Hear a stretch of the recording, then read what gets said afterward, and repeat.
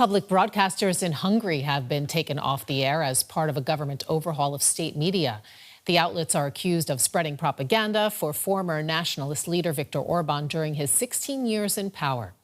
Hungary's main public television channel, M1, suspended its news broadcasts with a black screen message which read, "Public media must not lie, and we apologize for doing so for so many years." Restoring independence to Hungary's public broadcasters was a key campaign promise for the Prime Minister Peter Magyar, who ousted Orban in a landslide election in April. Here's what he posted on Facebook on Tuesday. Quote, "A historic day. Today marks the end of propaganda broadcasts on public media platforms. They lied at night. They lied during the day. They lied on every wavelength. Now that is over." End quote. And I'm joined now by Marton Gergely. He is a journalist in Budapest. It's good to have you with us. What do you think the suspension of public broadcasters will mean for press freedom in Hungary?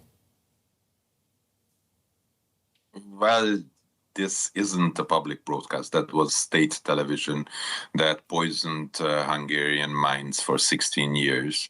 So if you think about it, then ZDF was turned off. This is not the case.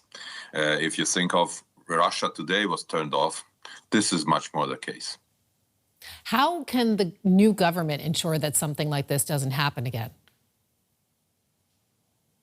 Well, you mean that a total propaganda is being built? Well, we need new legislation. I think we need to draw a line between what happened and what we are about to build together. The Hungarian voters were really clear. They were fed up with propaganda. Propaganda was something happening around us every day and all over the place. They had billboards and they had private and state-owned media outlets which were giving propaganda 24/7. I think the really harsh decision to put that black picture up and to just tell the people we were lying 16 years is helping Hungarians understand what they went through. And it's also a promise that it's not gonna happen again. So I'm for this really dramatic decision.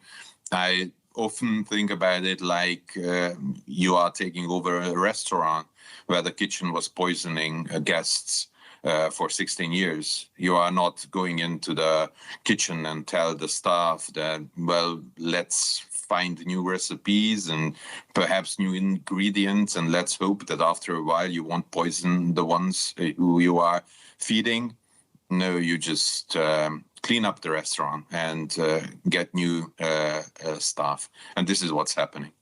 So what happens next? Will there only be private broadcasters now in Hungary in the future? No, it is a drastic measure for a few days. As we understand, they will resume a new news service. For the first, only short news bulletins, and then they want to rebuild,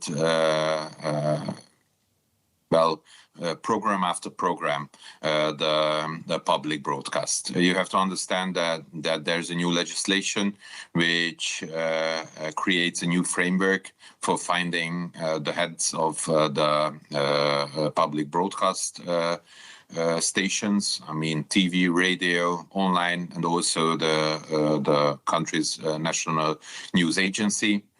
And till those people are found in a fair and open process, which is laid out in this legislation, there is an interim period. And in this interim period, there are some people running the house. They have to check the contracts. They have to find the contracts where corruption was happening, because we are pretty sure that not only the state but also state podcast was part of the Hungarian corruption system run by Viktor Orban. So the interim time, they have to find those in charge who were responsible. They have to hire new people, and they have to rebuild the services of the Hungarian public broadcast, that it can be called a public broadcast again and not the state. And that was journalist Marton Gergely speaking with me a bit earlier.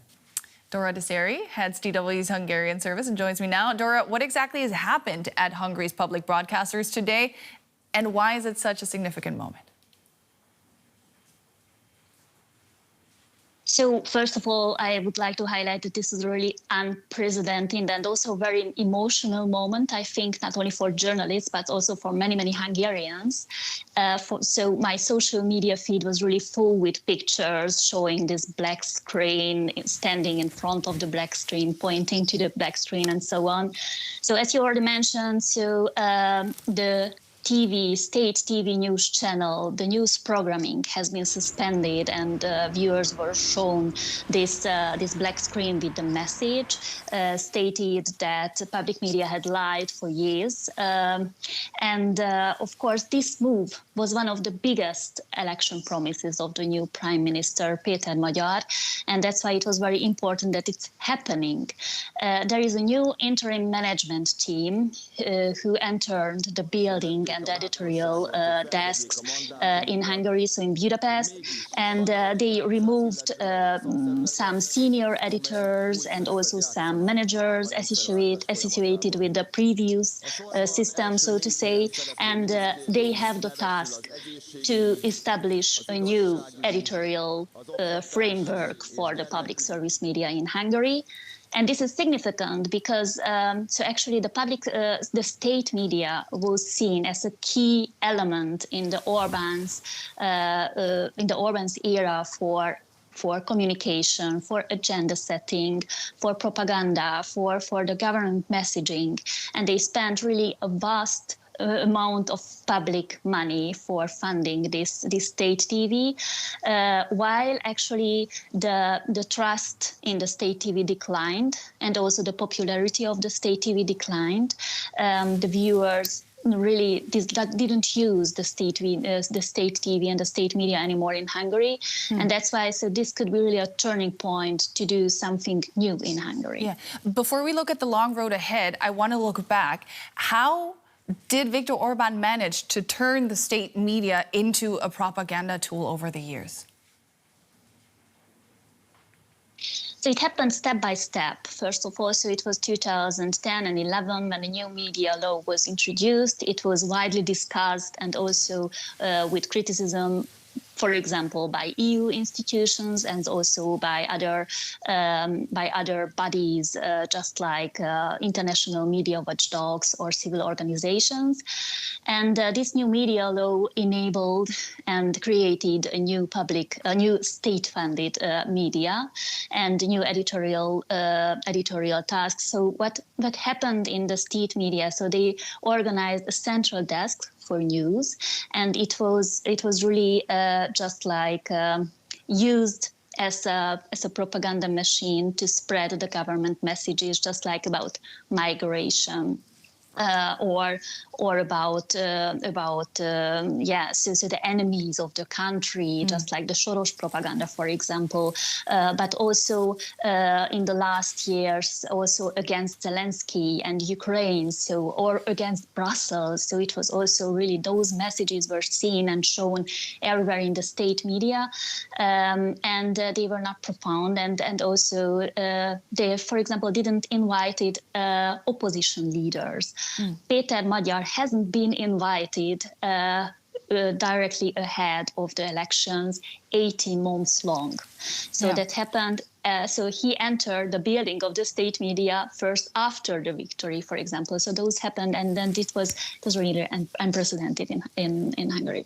how does he plan to ensure that public media become genuinely independent in the future, that the people recover their trust in really this, what should be a source of independent information? So the new government has already passed a new legislation, which also appointed this new interim management team, which has the task to rebuild the public service media. And there are also new bodies. For example, there is an independent public media authority, which should oversee the functioning of the public service media. And what's really new, there will be open calls for leadership roles in the public service media, which was really not the case for many years in Hungary. And there are also many other oversight mechanisms. So they really want to have a public discourse about it, so a public discussion, and also with the experts. Whether it's really happening, let's see. It's really, we are at the beginning of this process, but of course there are some critics. They argue this is not enough, or for example, this public media authority should be more independent and less political, just like now. But we are really at the beginning of the process, so I would say we really have to be a bit patient also with this process, and let's see what's happening in the next months. Dora Diseri from DW's Hungarian service. Thank you so much.